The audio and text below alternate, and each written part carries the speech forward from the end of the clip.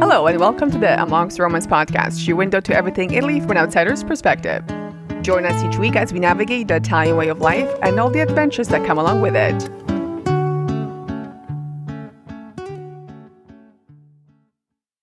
As we started this season, we were talking about where we would like to live, and we considered different areas of Italy that we would like to move to. Now that we're recording the final episode of this season, I thought it might be a good time to give you guys an update. So we do have a major update, which is we've purchased a place in Abruzzo.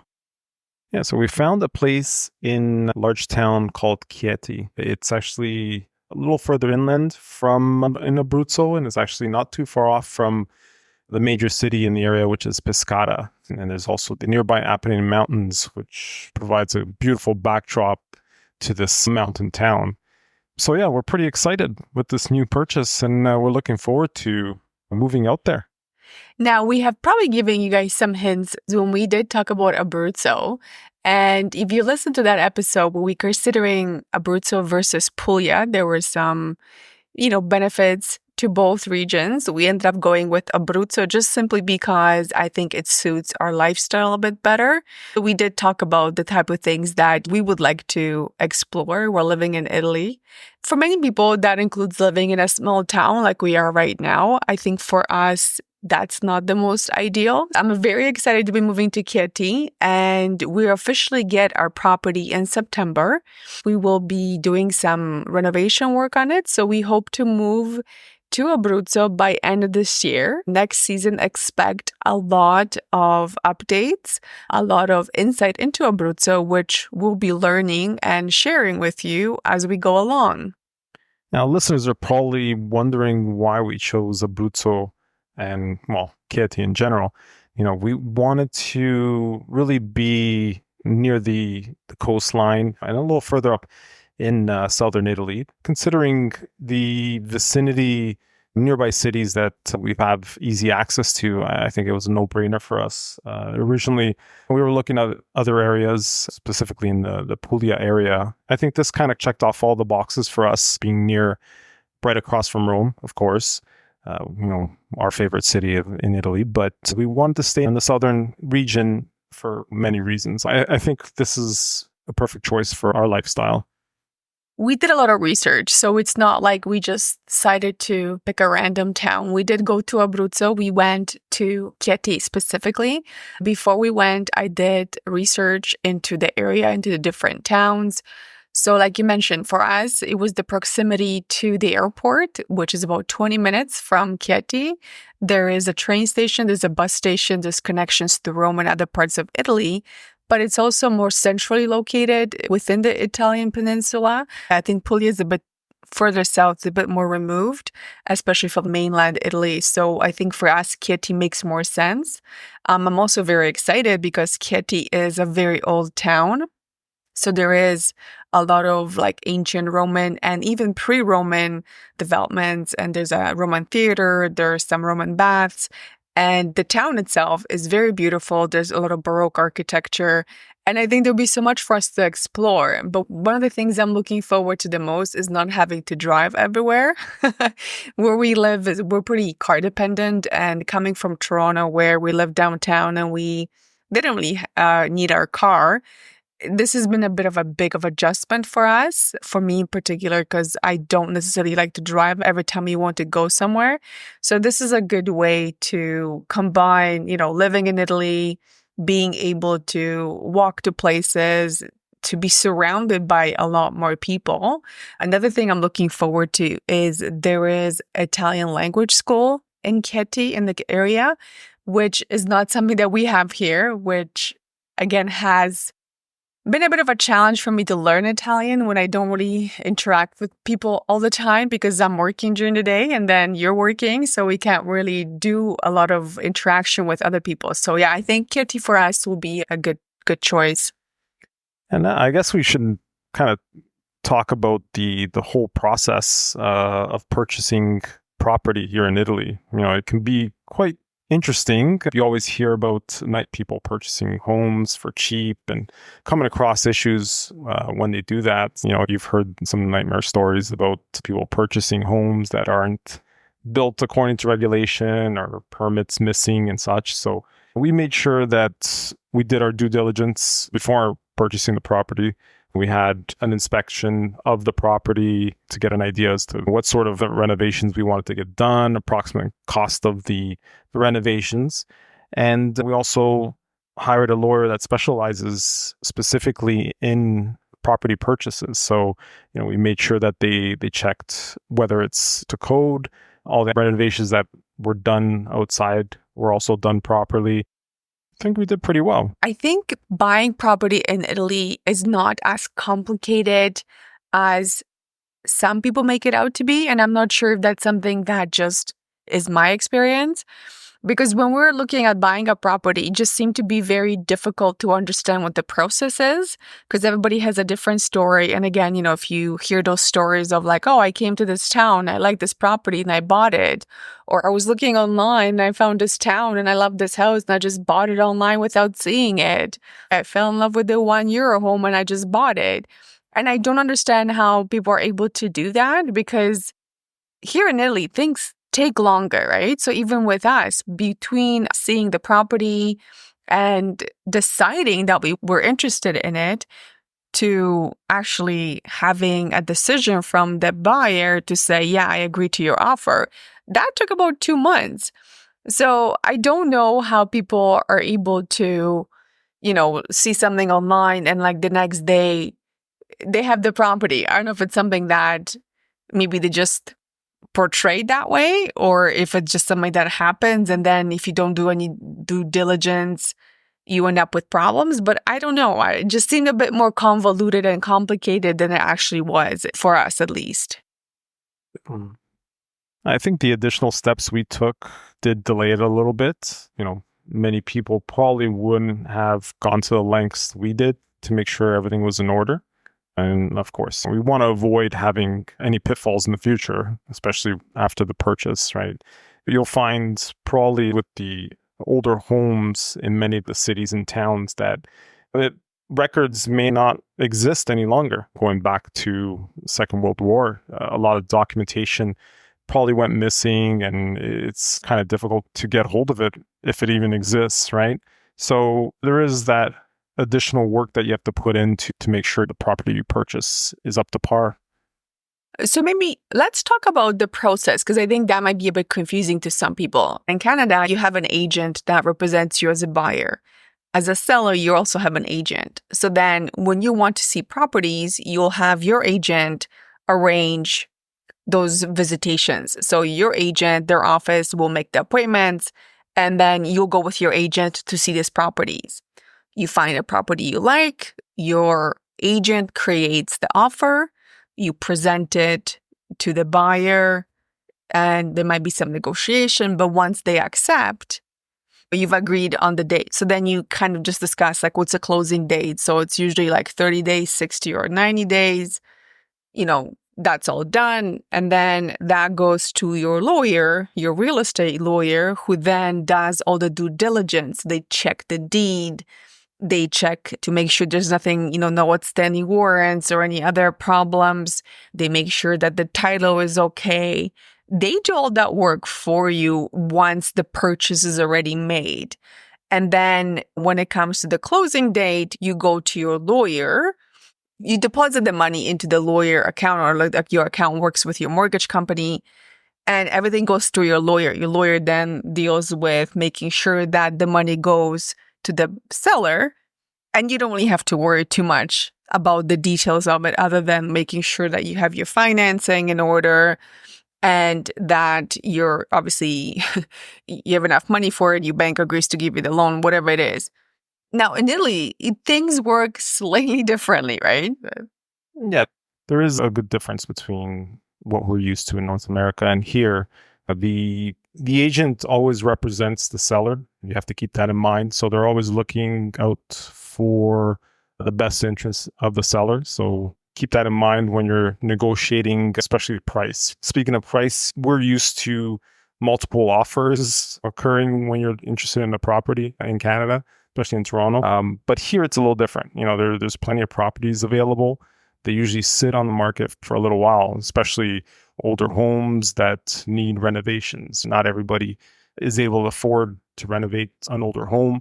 Most people have families already, so they can't really spend that time to renovate a home or stay somewhere else while they do that. There is that, those nuances that you need to keep in mind. Um, Negotiations are always, like I said, in favor of the seller.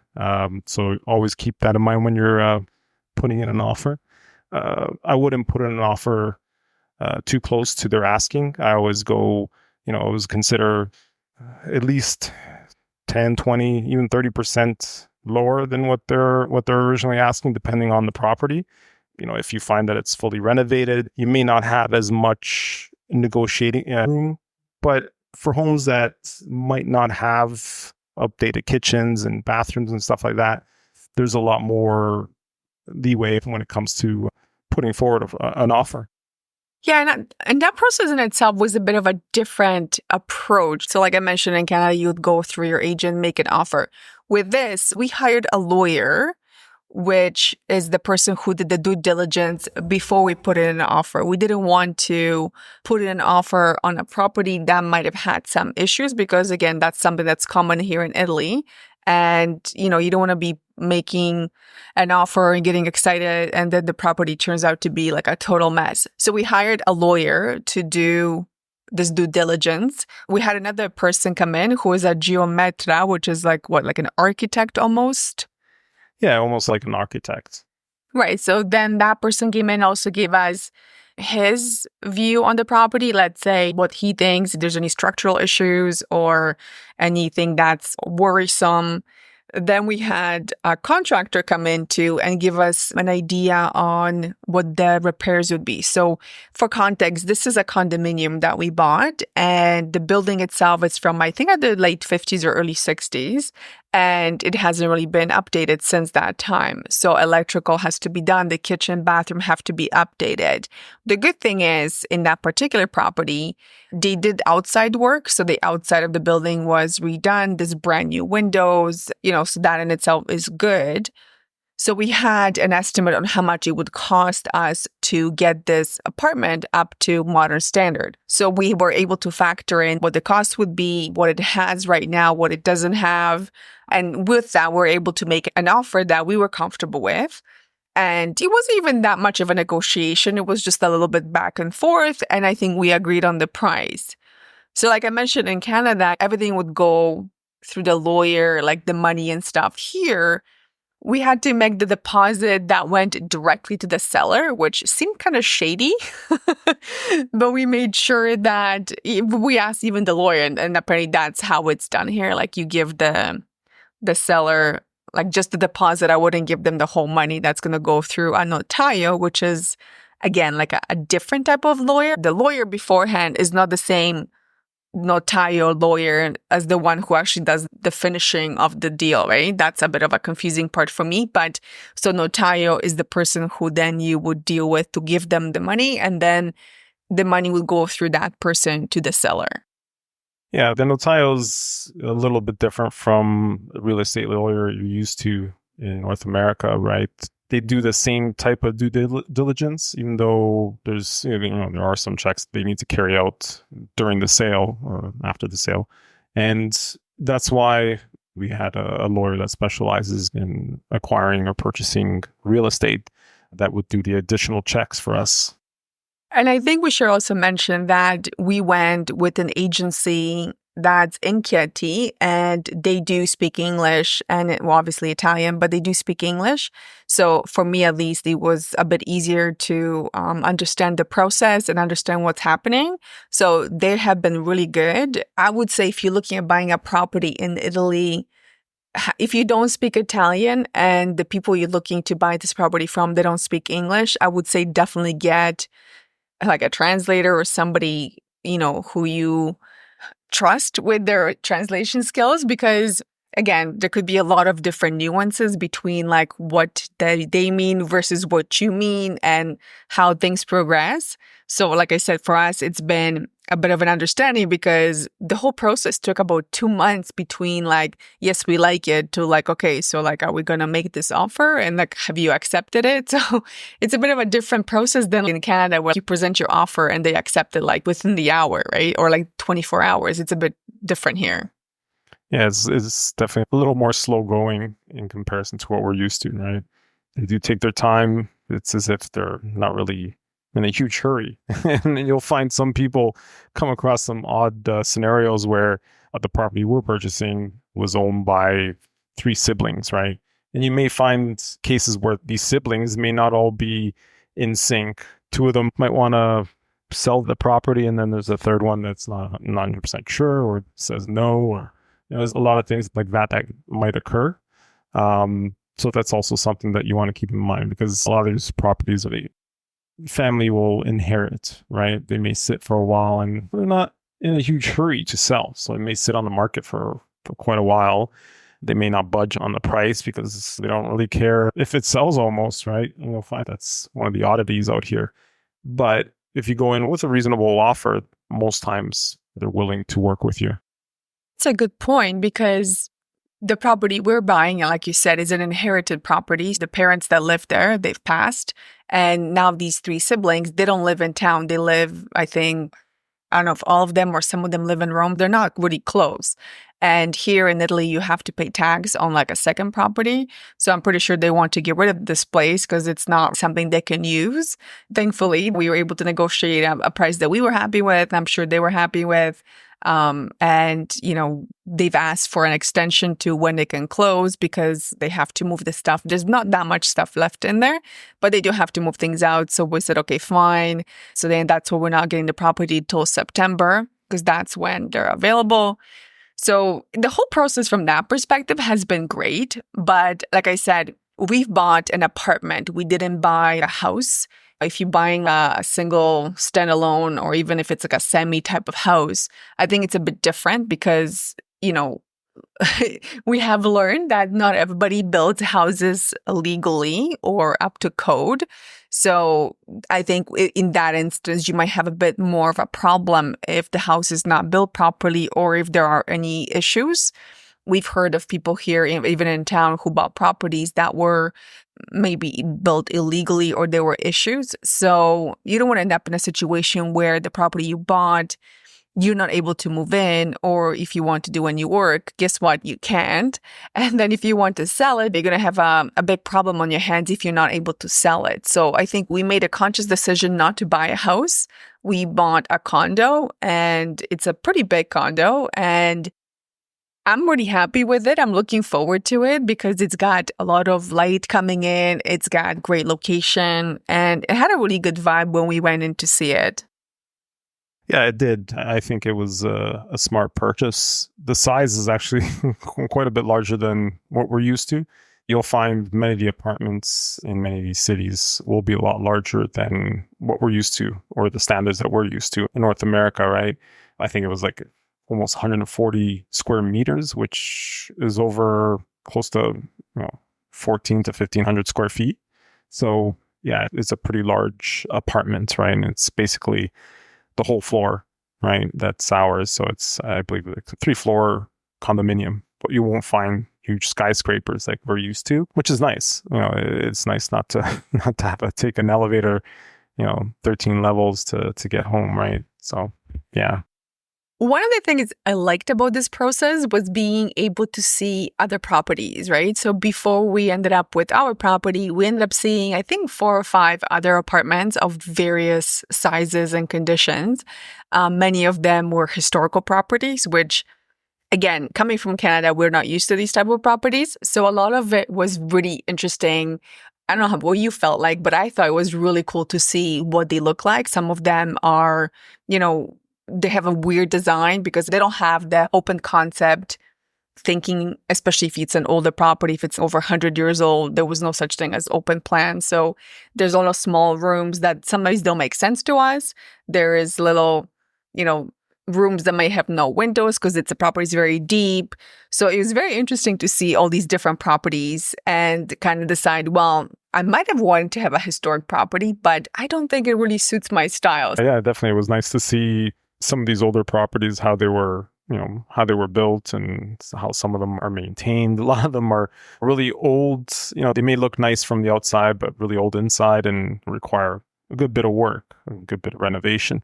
So I think that's kind of one of the reasons why we passed on some of them, or pretty much all of them, because it would require quite a bit of work. And you can't just go into a historic property and start making changes the way you want, right? You have to get permission from the city hall. You can't pick or choose a color of, say, your balcony. You want to change the color of the railings and stuff like that. I don't think you can get away with that, or you got to have a special exception for it. But yeah, most times in a historic center, you can't really do many changes, even inside. And I think one of the interesting things we learned was that if you have a building that's more of a historic property, the city might do some of the outside work to, the facade. You might do your own work to inside your apartment, but the hallway or the staircase, that's sort of not always the same thing. So we would go into these properties and, outside looked really nice, but the staircase and the whole hallway seemed a bit dated and sort of sketched sometimes. And we were told that, let's say there's 3 or 4 apartments in the whole building, everybody would have to agree on either if you want to paint it or if you want to fix it or something. So basically, you would have to have everybody who lives in that building to agree on fixing that staircase so it doesn't look as dingy, which I thought was a bit of an interesting concept. Whereas the place that we bought, again, it's a condominium, and I love that the staircase was bright and clean and new, and we didn't have to worry about that. Yeah, there was some odd things that we came across when we walked into some of them, right? There's weird storage areas, cubby holes that were built ad hoc. So yeah, it was an interesting experience to actually see them. And I think a lot of people might ask, why did we not look at buying the €1 property? I think that goes back to, depends on what you're looking for. We were very clear that we don't want to live in a very small town. And most of those properties are in more remote, smaller towns that, the whole €1 scheme is to attract people to come into the town for whatever reason, whether it's been abandoned or there's people have been moving out. There's a lot of these vacant properties. And for us, it's not what we're looking for. We're not looking for that really small town experience because we've done it and it's not something that we were looking for. So if you are thinking of buying a €1 property, think of it from the perspective of how much work it's going to take and how much it's going to cost to put into it. Because I think in Italy, especially, depends on what region you're looking at, you can find really reasonably priced properties that are already, in better shape. So instead of buying €1 home and spending 30 to 50 to 100,000 euros fixing it up, you can actually buy a property that's, let's say, 50 to 70 or even 80,000. And it's, livable and you can move in and it's nice and you don't have to worry about it. Even with our property, we would need to have some work done. And I'm getting worried that it might take a long time to get done because, again, people are not always willing to come and do the work and they can't necessarily do all the work in the short time you want them to.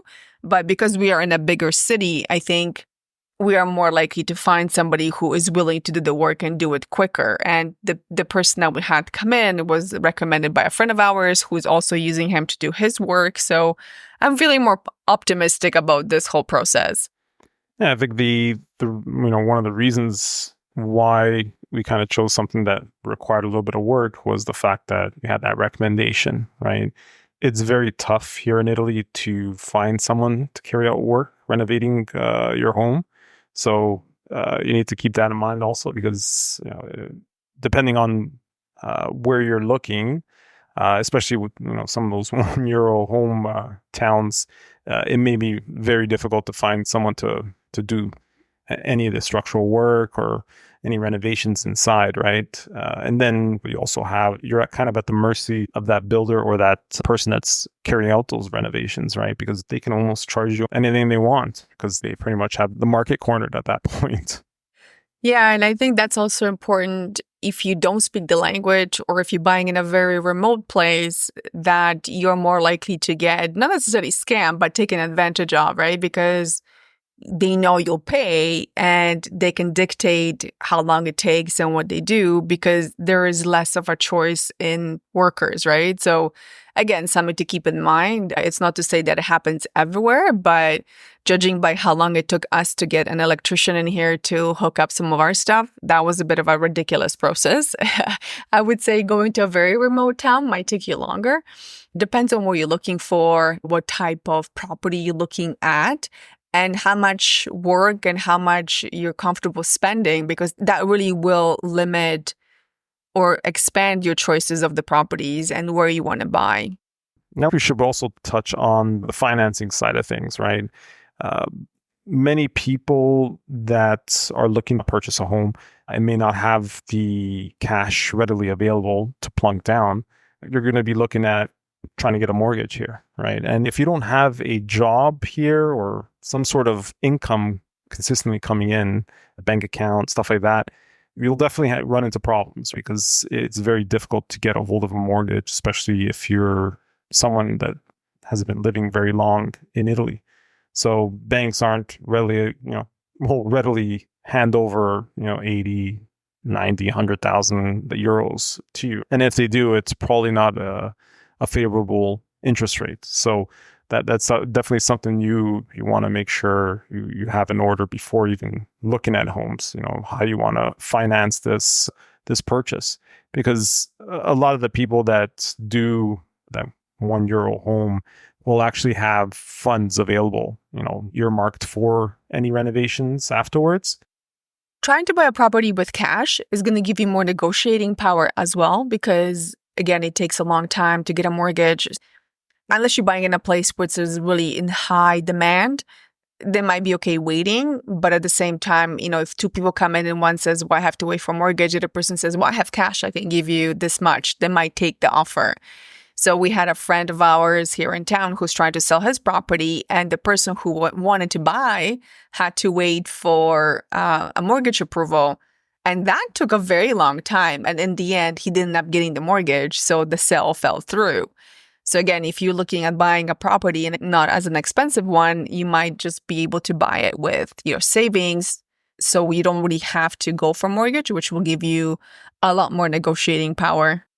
The closing date for our property purchase is in September. By our next episode, we'll be able to kind of go over a little bit more about the property and how the renovations are going to start up for us. Like we said, this is going to be the last episode of this season before we break for summer. We'll come back in the fall and we'll have a whole new update for you on how the property purchase went, the renovations that maybe are happening at the time. And I'm really excited to introduce you guys to Abruzzo and some of the parts that we're going to explore that we haven't been to yet and share it with you, because I think Abruzzo is one of those regions that is not as explored as the other parts of Italy. And when you look at, Italy as a destination has been very busy. So it does suffer from that over tourism, which is impacting cities. And it's also impacting your experience as a traveler. There are so many parts of Italy that most people don't really go to that are also quite beautiful. And I'm excited to share that with you in the next season. We'll also look at a bit more of themed experiences. So if you are looking at culinary, which parts of Italy should you go, what type of things you should do. If you're looking for, let's say, the artsy Italy, if you want to go for a Baroque or a Renaissance theme, we'll bring you those as well. And of course, we'll always be introducing you to different locations and the big cities that you might know and the smaller ones you might not know about. Yeah, we'll have a lot to talk about next season, that's for sure. And before we part for this episode and this season, I have one more ask of you guys. Monks Romance has been nominated for the Women in Podcasting Awards. Voting starts August 1st. So if you're listening after August 1st, I would love for you to go and give us a vote. Hopefully that will help the podcast grow so more people are aware of it. And that would also support our work and everything that we're doing. And I would greatly appreciate it.